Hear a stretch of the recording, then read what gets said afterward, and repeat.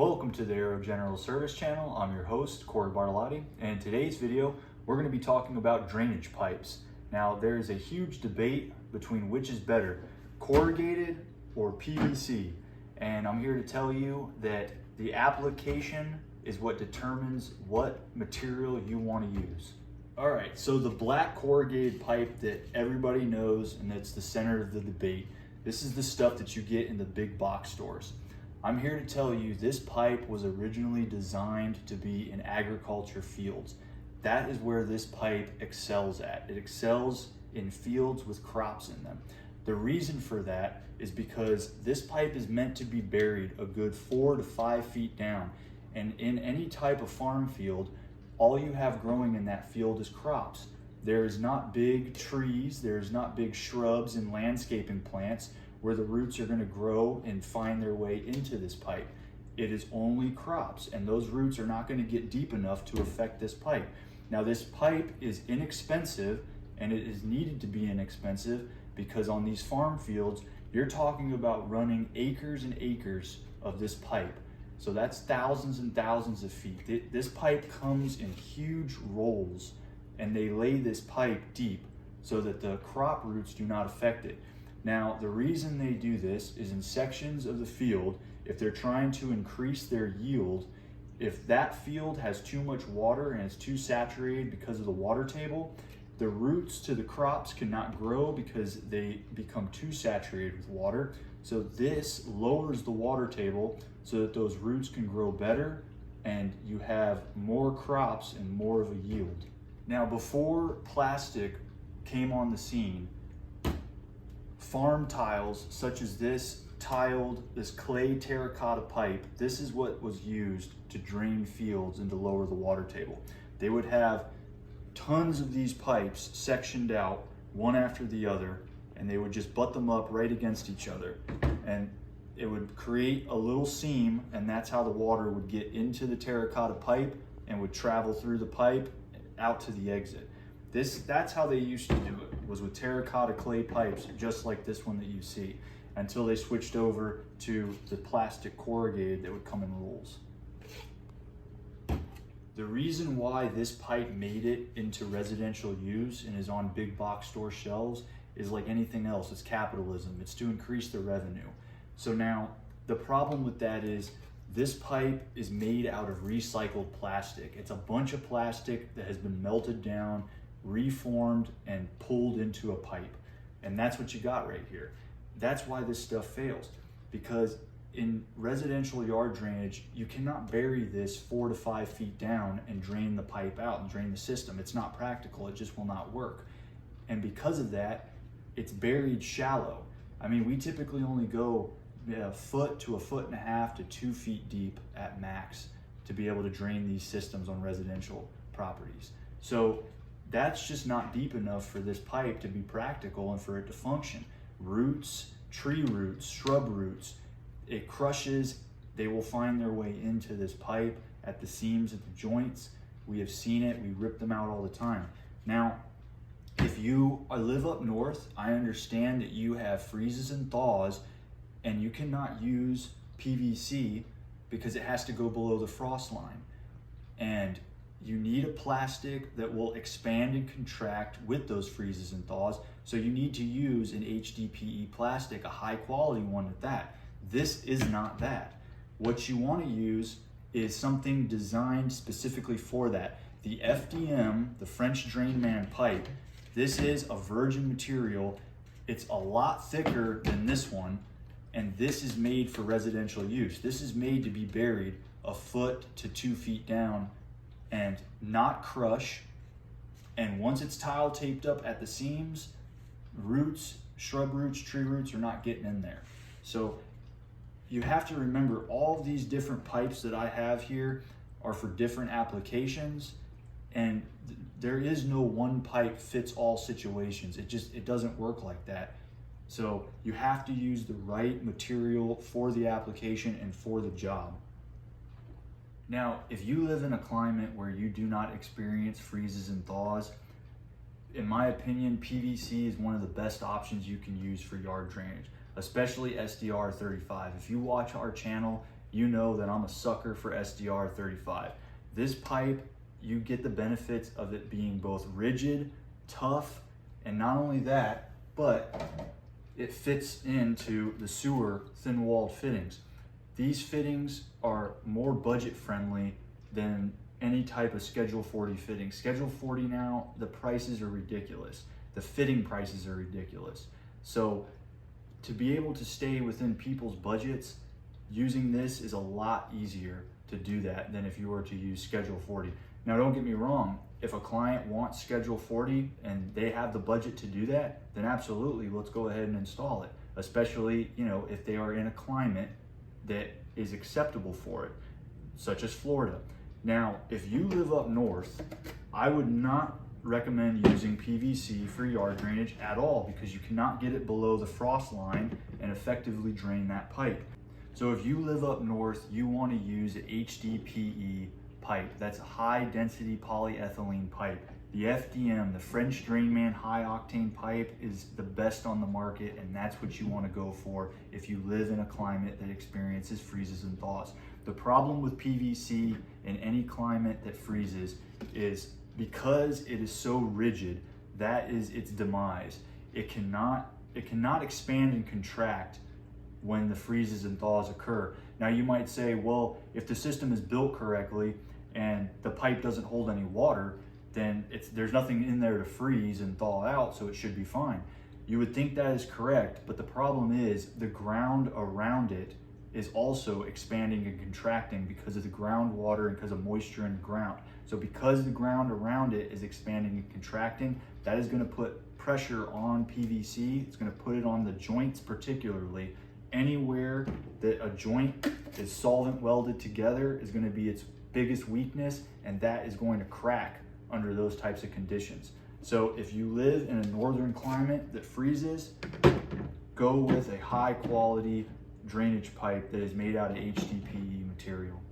Now, I personally like SDR 35 because of the reasons that I already stated, but if you want to go a little cheaper, a little more budget friendly, you can always use Schedule 20. Schedule 20, I can make the pipe out around with my hand a little bit by crushing it, but once it's buried in the ground, it's not bad. If you're in a climate that doesn't freeze, it's going to hold up. Now, is it going to hold up as long as SDR 35? Probably not. Now, when it comes to Schedule 40, it really doesn't belong in yard drainage. It is very expensive, but like I said earlier, if you can afford it, it's going to last you forever as long as you're in a climate that accepts it. Now, if you live up north and you install Schedule 40 thinking, well, it's 40 gauge, it's super thick PVC, it's not going to crack, you're wrong. You're gravely mistaken. It's going to crack in your freezes and thaws, especially at the joints. It's no different than using SDR 35 or Schedule 20 when you're using it up north. So I do not recommend using Schedule 40 up north. It is not a good idea. All right, so let's go ahead and talk about Schedule 40 for a minute. If you're a client and you're paying an installer to install Schedule 40 PVC for you, there are some things that you need to know about this pipe. Now, looking at both of these pipes, they both look identical, right? They both look like they're Schedule 40. I'm here to tell you these pipes are not created equally in my hands right now. This pipe that I'm holding, this is true Schedule 40.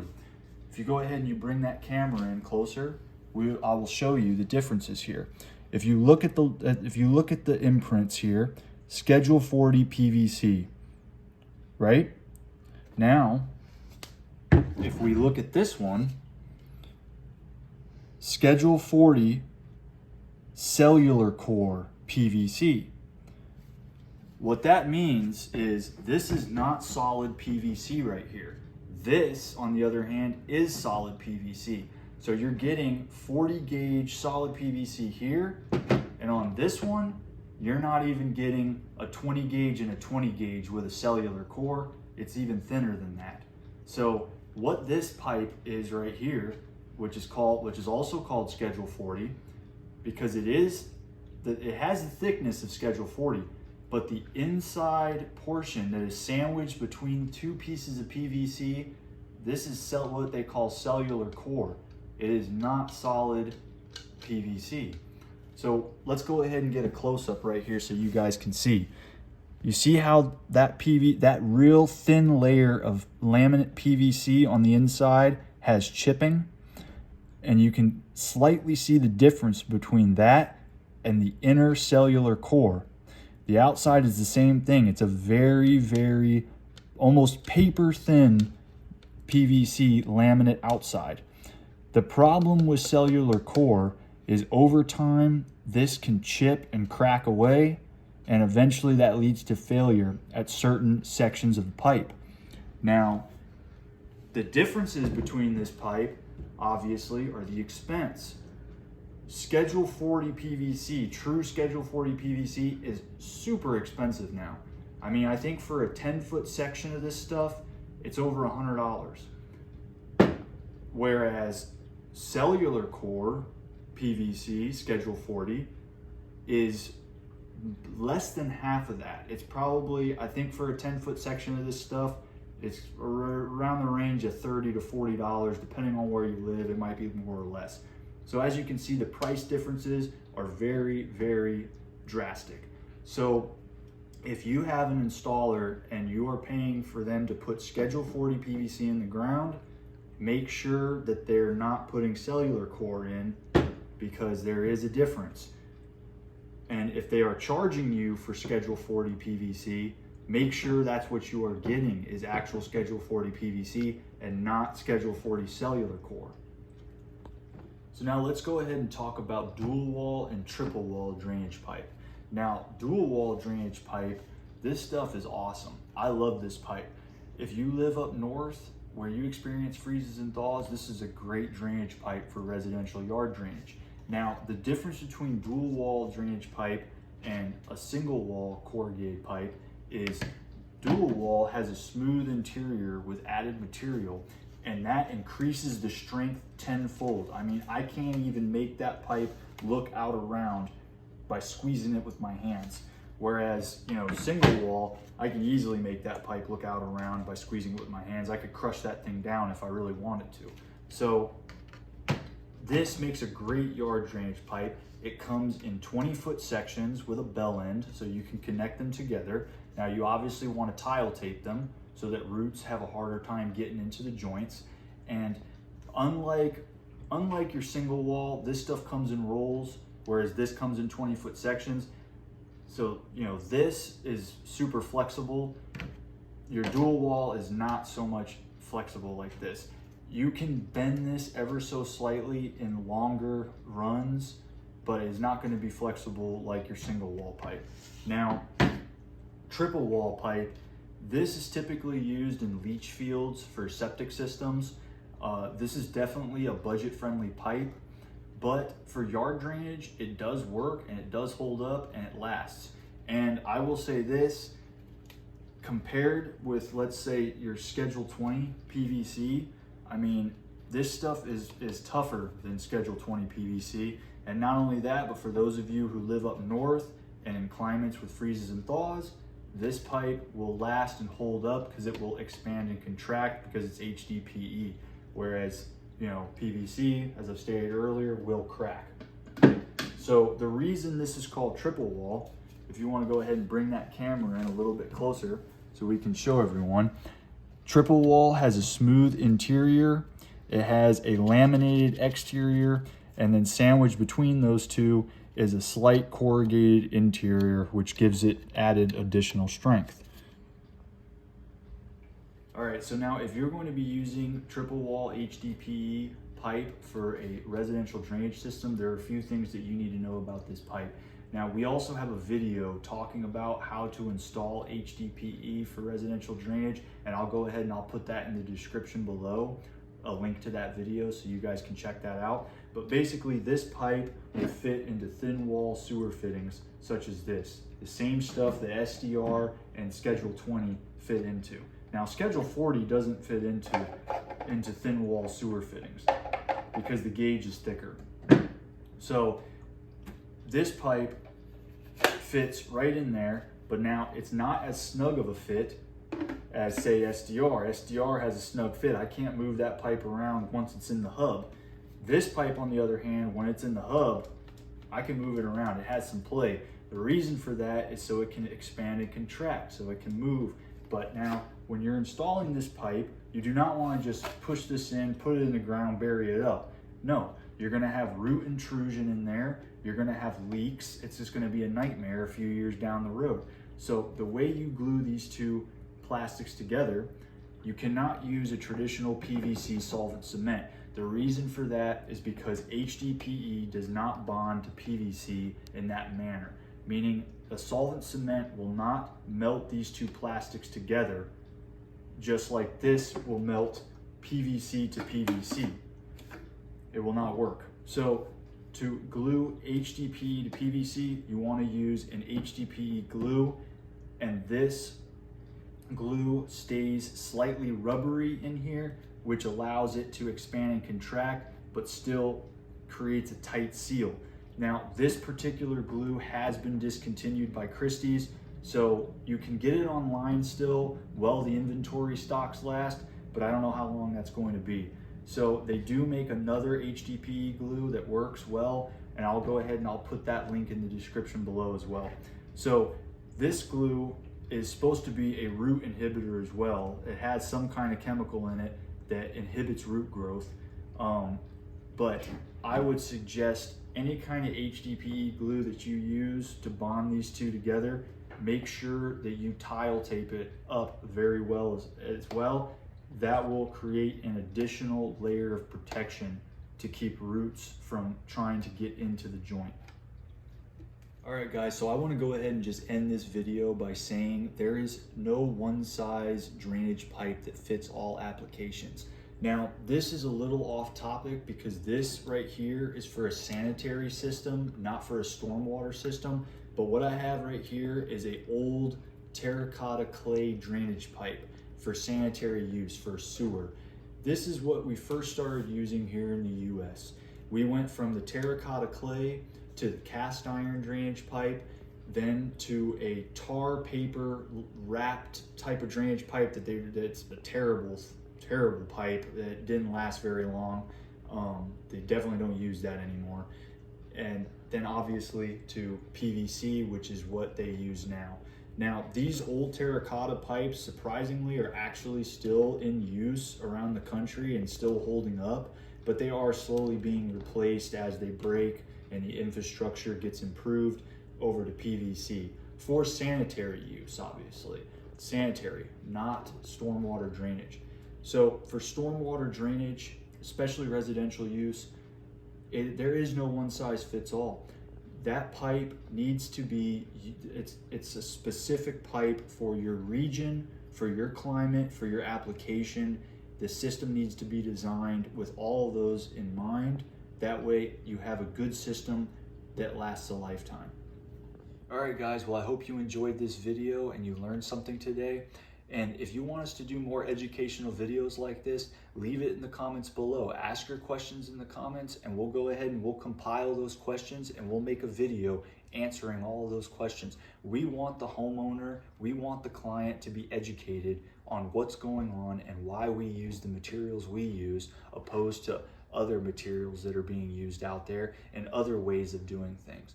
So the more knowledge that we can spread and the homeowner can learn and understand, the better we all are. Now, when we build a drainage system, we want to use quality materials and we want to build it right the first time. We want a system that is going to last you your whole life and have minimal maintenance to it. You know, I see things that go on with other drainage contractors and I would not recommend doing some of the things that they do. It's just not a good idea. It's not a healthy system. So there is no system that is going to be maintenance free. Just like there is no car that is maintenance free, there is no home that is maintenance free. Not even your own body is maintenance free. So a system is going to have maintenance, but if you use the correct materials in that system and you build it right, the maintenance is going to be minimal and it's going to be easy maintenance. And that system is going to last forever. So here at Aero General Services, we want to educate everyone on why we build the systems we build and the reasons why we build them that way. So if you enjoyed this video, like, comment, and subscribe. And until next time, this is Aero General Services signing off.